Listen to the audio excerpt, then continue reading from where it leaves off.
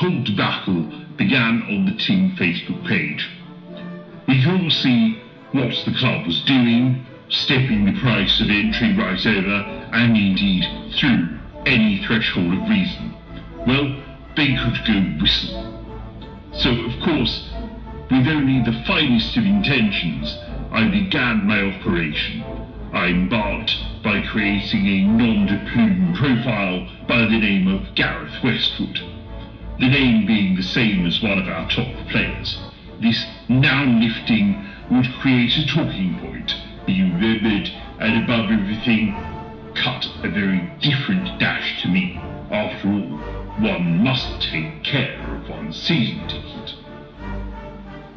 In the non-digital, I'd picked my staging ground, the high roof of a council block overlooking the home ground. I had often, while cycling my way through the argy-bargy of city traffic, wondered two things about that lofty summit. One, I had a strong suspicion that with the right angle and placing, you could enjoy the beautiful game free, as it were, from the deplorable levy of entry.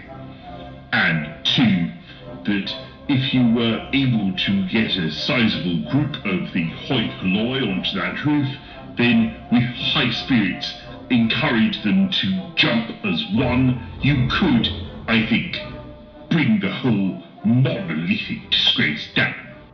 You see, they would go through the first floor, and with massive entry on their side, burst through the next floor, and the next, all the way to the bottom until only dust and rubble remained. A grand plan.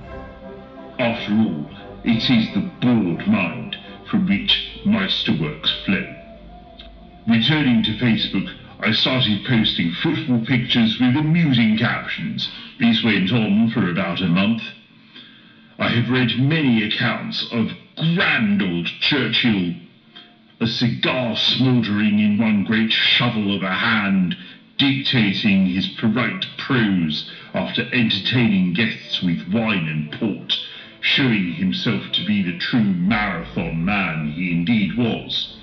It was with these images in mind that I would every night follow the discussions and work on my wit, my 3 platinum rules being: be first, be glib, and above all, be positive.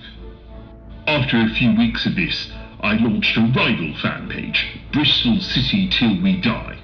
Again, using memes, I managed to spread jokes in amongst even the most liberal of my fellow fans. It was at this point that I created a third alter ego, a witty working-class lad by the name of Darren Langham.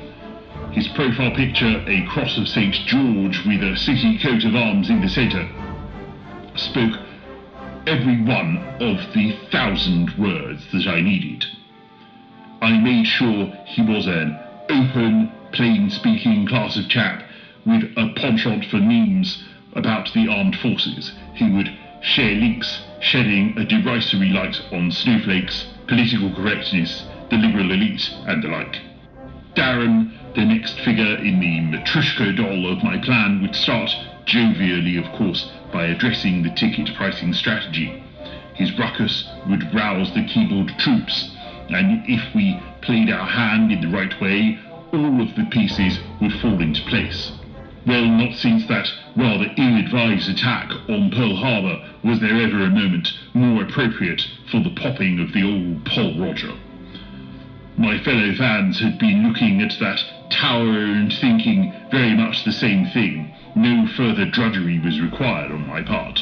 All I had to do was keep the witticisms coming, maintain the good-natured criticisms, and watch my compatriots finish the job. As the good people of our fair city busied themselves in their various industry, I waited, an avian midwife to a golden egg of victory. A match day came, a big one. Some United or City had rocked up to challenge our kitted heroes, and with them they had brought a capacity crowd. The stage was set, and my audience was ready for the show. I'd picked a particularly excellent seat at the far end of the stadium from where I could see the top of the tower block. The game began well enough, and after much chanting and cries of foul to the ref, I could see a large crowd massing atop the fated council behemoth. Above them, the police and a contingent of the local press were hovering in their whirlybirds, hot onto the story that I alone was telling. Half-time came, and Lady Destiny was knocking at the door. As the helicopters moved in for a better shot, I saw, for a brief moment, the blue and white of our team's banners all rise up together in a florid display of triumph. What a photo that made! I've had it framed and set pride of place just above the pot in my bathroom. One can pass the evening's port whilst contemplating that singular moment of victory. You see, for that brief second, all of those people spoke with their bodies as one, showing their will to the cronies in charge, and then, without fuss, having done their duty, they fell away. A puff of dust leapt into the city air, a loud crack, reaching my position shortly after, and then there was another, then another, and then another, with windows blowing out as the horde descended, floor by floor, until the whole hulking carbuncle crumbled in a calamitous, juddering climax of crushed concrete.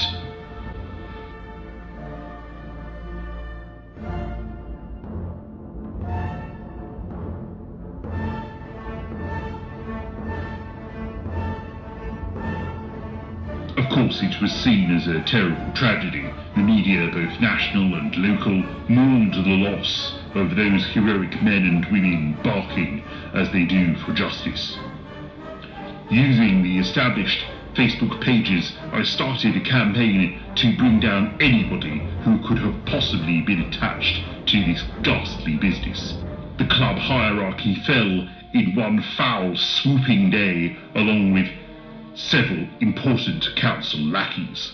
The consensus came to be that those Marxist demagogues in charge had not provided the necessary signage and barriers for the public to heed. Security gates became a common sight on council properties across the country, with ID cards heading into the hands of those within certain demographics.